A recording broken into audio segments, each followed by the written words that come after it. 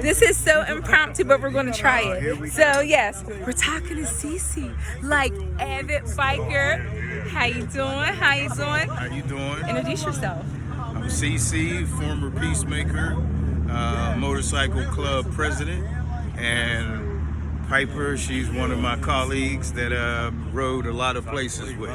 Yes, how long you been riding? It's probably going on about 15, 20 years now.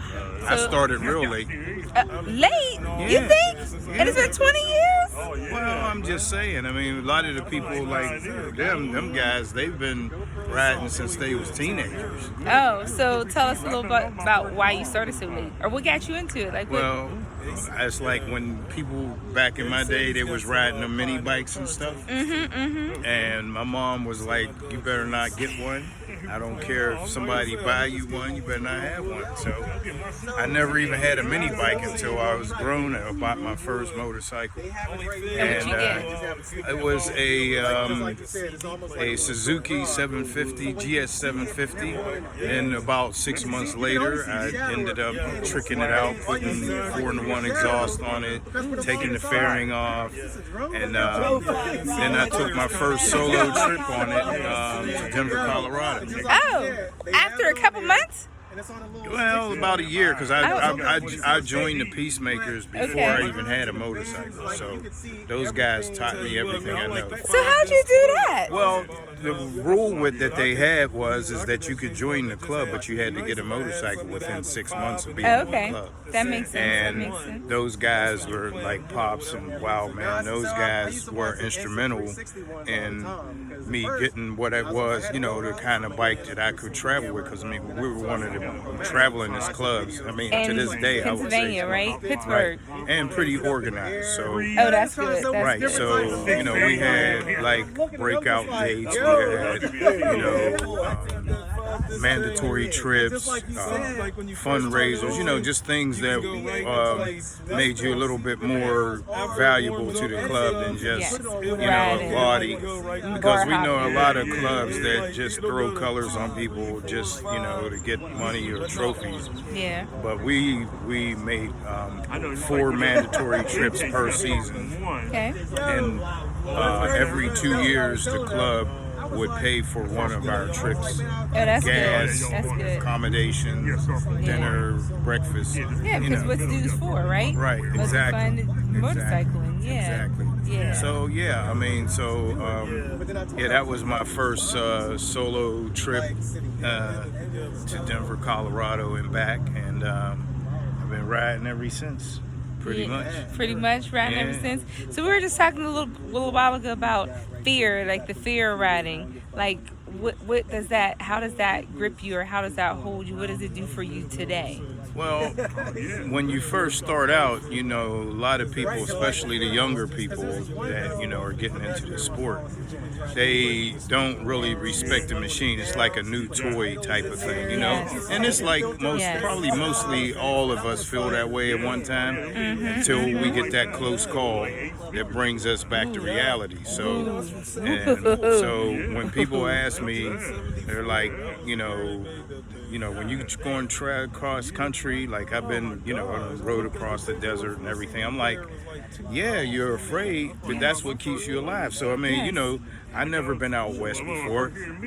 And just so happens, there's a road runner who runs across the road, in front of me, like out of nowhere, That's not something that you could be ready for. Yes, you you're know like, what I mean? wait, I'm thinking this is just a cartoon. It's real, they're there. Right, they're out there, They're out there. And, especially in, the plains, there's just like a lot of open range. And where they're you could there. just you can, run into a steer, that's crossing the road on some of these here, passes that they have out there in the Rockies or whatever.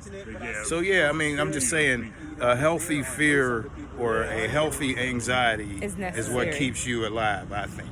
Yes, I agree. I think that's very necessary, because again, you don't know the power that's underneath you until you get that close call, because again, you're wiggling, you're looking, you're wheeling, you're doing all these different things, because it is fun. Don't get us wrong, it's a nice sport, but at the same time, there's a danger, there's an element to it that we really have to be safe You in have to be regards on at yes. all times. Yes, You yes. know? Because if you were doing something else and that road runner shut out, that road runner would have won. That's Definitely. right. So, what y'all don't know is he has these annual poker runs and this annual ride. Talk about that. Yo, no, CC, I'm telling you, man. And then, y'all had to see his baby. We're going to go meet his baby in a minute.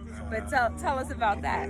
Well, we've been doing the poker run for going on 17 years. We missed last year and the year before that, but we planning on doing it this year. And basically, it's you know, you start out with a card. You know, we give everybody a card. It's only $10. You keep that card throughout the ride. When we get back, whoever has the highest poker hand wins whatever money was collected. Usually the prize money is at least $200. Guess who's won before? Yeah. Yeah! Her and On my first one! several of her colleagues, Yes! too. As a matter of fact, the one that we're waiting for now, she's won twice. She's won twice. So, but yeah, we usually, our first one is usually a tri-state ride. You know, you cover 3 states in one day. And that's right. And then we have the bar owner that where we started it at. He determines who has the best poker hand. So he opens the envelopes for everybody, and at the end of the night, he even gives us free drinks. Yes. Gives us a free drink for while we're bringing waiting for the winner. Right. Yes. Yeah. So we plan on it usually closer to the end of September. You know, we'll be sending out messages and everything, and you know, if you put it on your thing, anybody in the tri-state area can You want to come? I'm telling you, we it's might really even fun. be coming your way where you might meet us. Yes. You know, and loop around. Right. You know. That'll be good. So yeah, I mean, follow this girl because she's going. She done been everywhere. She don't play around. She's an iron butt champion. Now, what about that annual ride to Maryland? Deep Creek, Maryland ride is wait till y'all hear this. It's usually the end of October, which is my birthday, and I've been doing my Jump in the Lake ride probably for about 17 years straight. We missed the last 2 years, of course, but we're planning on doing it again, and it's a ride from Pittsburgh to Deep Creek, Maryland, where me and some other brave souls jump into the lake. How do you jump into the lake? We take our clothes off and get in the lake. Yeah. Well, I'm usually the one, but we've had some brave people in the past, in the more recent past, jump into. They strip down to their skivvies. Usually, like I said, it's the end of October. The end of October into November. And, you know, most of the time it's doable. I mean, I've been doing it long enough where it's like if I rake the whole 100 and something miles down there, I'm doing it. So it doesn't really matter if it's already, unless of course it's like actually raining. Yeah. But we're already wet. Yeah, but I'm just saying, you know, I haven't had the occasion to actually do it while it's raining.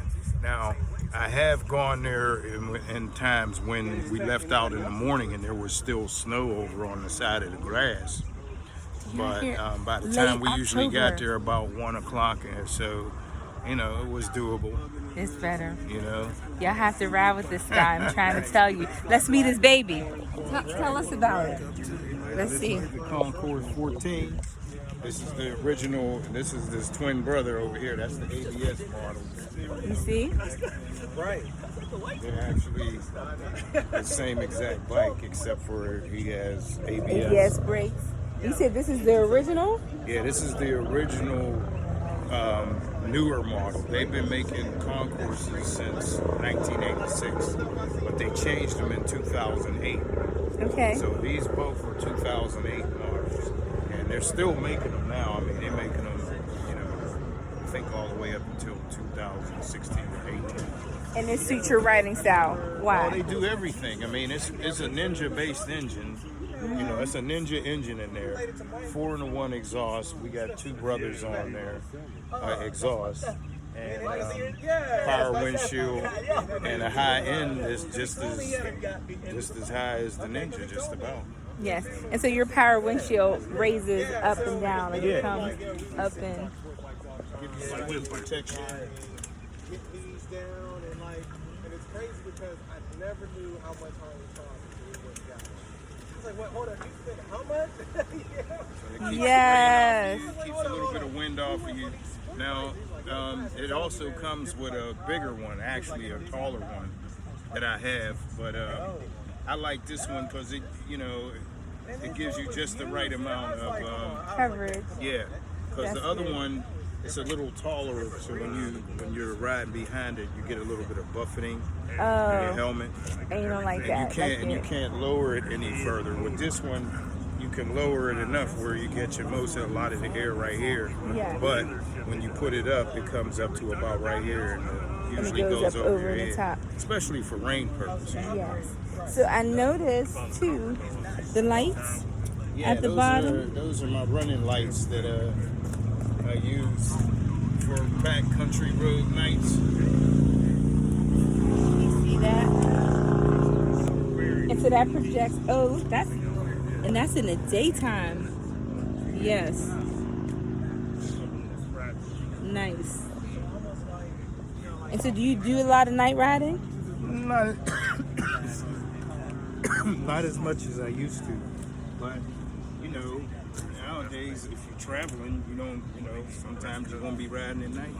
So, do you like I noticed that yours are yellow, but his are white. Do you like the tint, or it doesn't project that tint? No, night. it doesn't. No, there's no blue tint. There's more like a yellow tint to it, but it covers enough for the side peripheral, vision for me. For you. That's why I put them that low, Okay. because now his lights actually work, but these here two little running lights work too. Okay. Yeah, so those are usually on the headlights. Got really good high beams, and the other thing about this bike and the concourse itself is it's so versatile. There's not a sport bike we've run into that can Do it because the sport touring. Yeah, So it's like right. if you took those bags off, it's gonna get busy. But then you put the bags on that get you, like you said, cross country back up into Canada and everywhere else. Yeah, it does. And the range on it, as far as a tank of gas, is usually about 240 miles. Oh, that's beautiful. That's a beautiful And thing. your reserve is, I think, another half a gallon or something like that. I'm not sure, but it's a 5.8, almost 6 gallon tank. That is excellent. So is this an antenna for your Bluetooth? Well, this is just actually an accessory, but a lot of people think it's my radar detector. Oh, Because so I have got you ever this got little stopped? thing. And they say what do you have? Because radar detectors are supposed to be illegal, right? Well, in certain states. Okay. Not everywhere, but no, nobody's ever questioned that. I mean, I'm trying to remember. I've only been pulled over on this bike twice. Oh, good. Once was in the Keys, and me and Roger, we was running away from a storm that was coming across, and we was jumping because I don't know if you've been there, but the lanes are like one lane each direction. Yes, and you got to get around. Right. Or when the cars are coming up, you can hurry and get around and go. their passing lanes are actually on the right.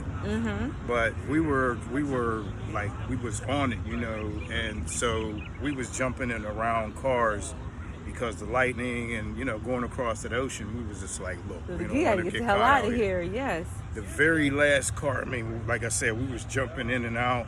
The very last car that we jumped behind Was a police was a police officer. car. We scared the hell out of that guy. Oh, because you came up on him. Yeah, You we probably came saw up these on two him. Yeah, we singular didn't lights. pass him. We came right behind him. We had all our lights on and everything. So he let us by, and then he jumped behind us And turned turn the his lights on.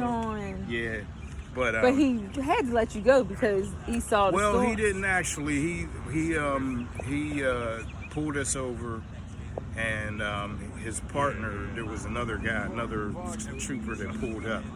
And we told him, he's like, look, we left the Keys too late. We was actually trying to make it back to Miami. And his partner, the guy that showed up, he pulled up on his phone the storm. He said, yeah, you guys is getting ready to get wet, you know. Yes. So the guy, the initial guy, that he said there's a gas station about 5 miles up the road. I mean, we left our license and everything with him. You know, 5 miles up the road, put your rain gear on and we'll meet you up there. And they gave y'all tickets up there? No, they just gave us a warning. Oh, got you. That was good. Yeah, That's they good. just gave us a warning because the dude who pulled up, he actually lived closer to where we were going. Oh, got And you. he showed us on the radar that we better get going. So it started raining. We was like about 25-30 miles outside of where our hotel was, and it started raining, and the people, the way that they drive down there on the expressway, Oh my, terrible. man, and it was wet too. It was Terrible. like crazy. Yes, you're like, I'm going to just pull over right here and just wait because, they like no regard. And they're all over. So- every time they say Florida's the Sunshine State, but every time I'm there, it rains. It rains. I'm like, where? Is this? It's not for me. Yes. So it's the conclusion of that ride is that we got 5 miles away from our hotel, and we're going down the road that's sort of like Baum Boulevard, you know, but it's about 1 o'clock at night. Nobody's out there. This big orange construction one, the big ones, you know, like that. The big orange. Oh, the cones? No, the big barrels. Okay. Oh, yes, the orange and white ones. Yes. Me and Roger, we was just, we was all tired and glad that it came out of nowhere. You said And 5 miles away. 5 miles away. And it was blowing because of the storm. Yep. The front of the barrel, because it was already in the road, instead of hitting it broadside, the open end clamped on and threw me down right off the bike, right in the middle of the road. Bam, like instantly. Because you it went rode right into it. And it was into still, the hole. Yeah, it was still on my bike. It was the barrel was still on my bike. When I got up to try to pick up the bike, that's when I had shoulder pain. And Roger and another guy came out of nowhere. And they got the bike out of the road. But the bike was okay because you weren't moving. The bike was okay. Yeah, the bike was okay. But you're like, but my shoulder. Turns out I didn't get it worked on. I didn't even know that it was broken. So, it was a hairline fracture. Well, it was painful. I got a pretty good first aid kit. I had Vicodins and Oxys and everything. And Roger helped me. I had road rash here. But I mean, it was like I was just laying in the middle of the road for about a second, and then that's when I got up and I tried to pick the bike up, and that's when I knew something was on my shoulder. Oh my God! But we rode all the way back, and we stayed at Shadow's house on the way back in Georgia. Yep. Mm-hmm. Me and him, we spent the night at her house, and she didn't even know that my shoulder was. I didn't know it was broken then either. You were until just about 3 months later, when I actually got operated on. I didn't know. It was just getting worse and worse. I just thought it was, a sprain or something, whatever. But yeah, it was broken. Crazy. Yep. That's crazy. See what happens? Like, that's insane. And, and this is after riding for a lot of years. Yeah. And then, like, to make it so to make it so close to your destination, like you said, it just rolled out, and you're just like, what the, and then it's just. Yeah, it came out of nowhere. I mean, there's no way that I could have avoided it because it was. Sometimes they say that makes it worse. Trying to. Well, I think if either one of us has seen it, and more than likely what had happened was it probably blew across the road just as we were coming up on it, and if I hadn't hit it that way, it probably would have banged into the bike somehow. Yeah. But it was already pointed that way. And I was hoping if it had kept rolling, you could have. Or if it was broadside, if it had hit a broadside, it might have been a little bit different, because it's like a cone and stopped any traction that I had. Plus, it was wet. But that's terrible. That's probably about the worst accident that I've had. I mean, the bike has gone down a few times, but I haven't actually crashed into anything. Oh, that's good. But of course, we all have close calls every that time fear we that go. you were talking about that keeps you alert and keeps you doing what it is that you need to do to be attentive when you're riding. Right. Yeah. I mean, it's things as simple as like, you know, going through intersections. I never blow through intersections, whether I have the light or not. You know? Yes, you have to look. You got to be ready that somebody is going to come through it. Yeah. Whether it's their turn or not. And they do. They do. A lot of them are like, you know, them people that pull up to the intersection so fast that they're like halfway out. Anyway, you're like, you might as well kept going. Yeah. So, but anyway, I mean, I don't want to use up all your time. No, that was beautiful. I appreciate you. The poker run, when he puts out the flyer and everything out, I'm going to put it out. And then his ride to Deep Creek, Maryland, late October for his birthday. That's going to be awesome too. I'll talk to you later. Running your motor with Piper.